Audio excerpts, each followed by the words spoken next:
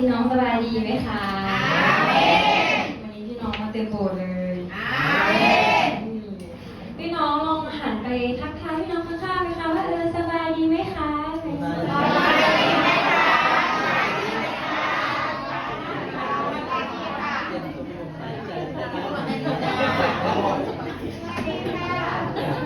ฟังอาจารย์โจเรื่องเลยก็แล้วก็มีอีกอันหนึ่งหันไปบอกพี่น้องว่าพระเจ้าอยู่กับคุณแล้วก็พระเจ้ารักคุณนะคะ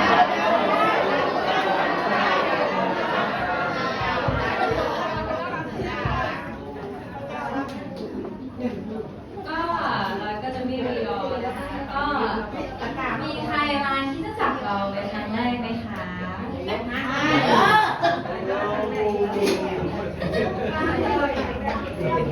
งแรกสนุกตลอดการคนนี้ก็ถ้าไม่มีก็ไม่เป็นไรค่ะเราพร้อมที่จะนมัสการพระเจ้ากันหรือยังคะถ้าพร้อมแล้วโปรดสำรวจเครื่องมือสื่อสารต่างๆปิดเป็นระบบสั่นนะคะเพื่อจะเป็นการถวายเกียรติแด่พระเจ้าค่ะเมื่อพระวิญญาณแห่งความจริงจะเสด็จมาแล้วพระองค์จะนำท่านทั้งหลายไปสู่ความจริงทั้งมวลเพราะพระองค์จะไม่ตรัสโดยพลการแต่พระองค์จะตรัสสิ่งที่พระองค์ทรงได้ยินและพระองค์จะทรงแจ้งให้ท่านทั้งหลายรู้ถึงสิ่งเหล่านั้นที่จะเกิดขึ้นขอพี่น้องเชิญลุกขึ้นค่ะเราจะร้องเพลง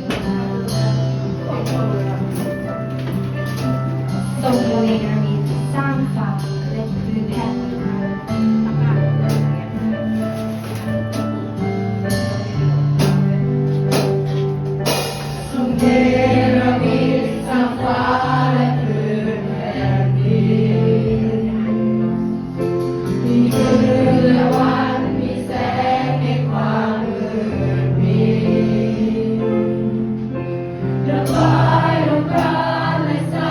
ชีวิตขึ้นมา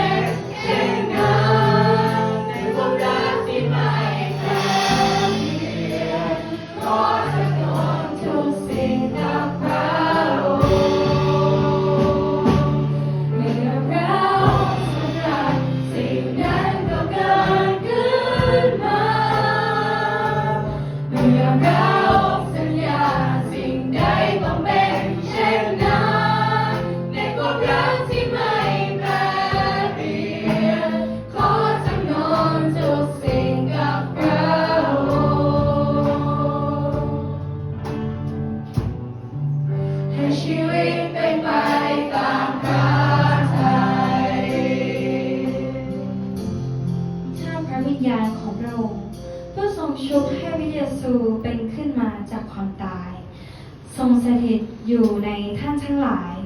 พระองค์ผู้ทรงชุบให้พระเยซูคริสต์ปีนขึ้นมาจากความตายแล้วนั้น จะทรงกระทำให้กายซึ่งต้องตายของท่านเป็นขึ้นมาใหม่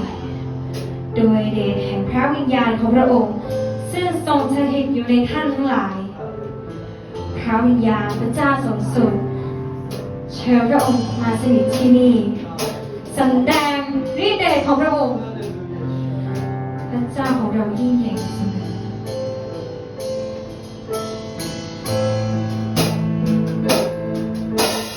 พระวิญญาณพระเจ้าสูงสุดเชิญพระองค์สถิตที่นี่สำแดงพระสิริพระเจ้ายิ่งใหญ่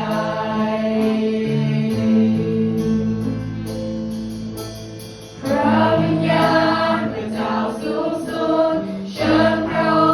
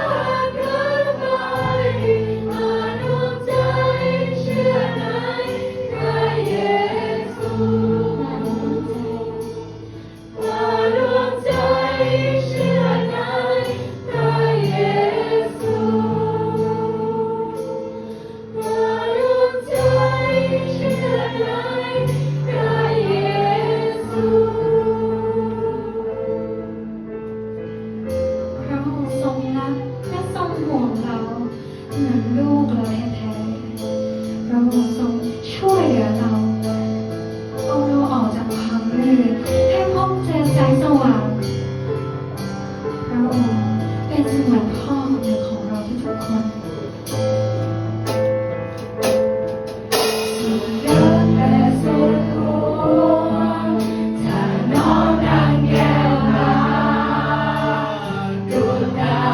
มีนาทีรัก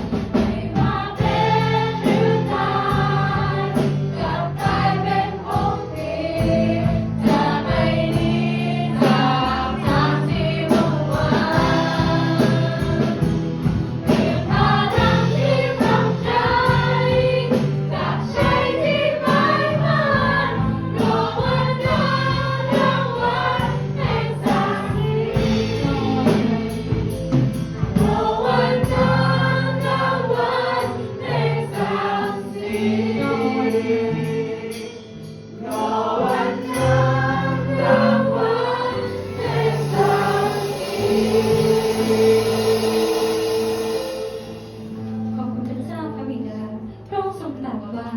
มีโอกาสสำหรับทุกๆคนที่เข้ามานมัสการพระเจ้าในวันนี้ เราจะทุ่มเททั้งกายและใจของเราที่จะรับใช้ และจะเชื่อในพระองค์ไม่ว่าจะเกิดอะไรขึ้นก็ตามฮาเลลูยาขอพระเกียรติพระสิริมีแด่พระเจ้าองค์เดียวสืบไปเป็นนิจ อาเมน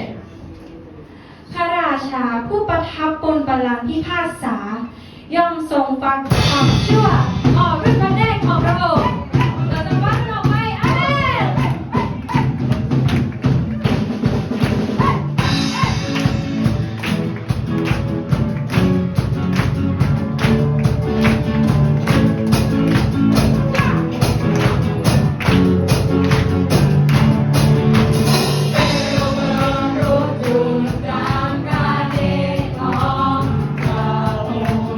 ทรงเป็นนิรันด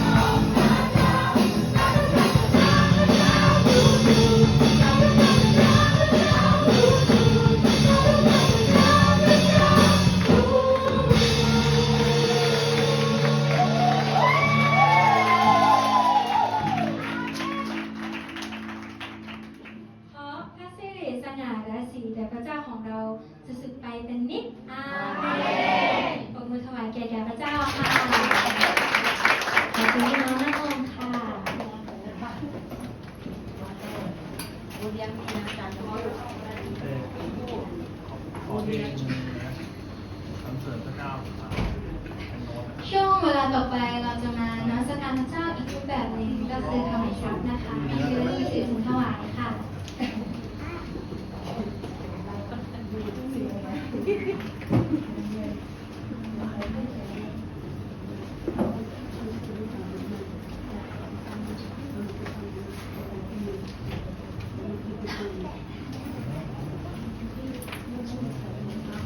จงถวายเกียรติแด่พระเยโฮวา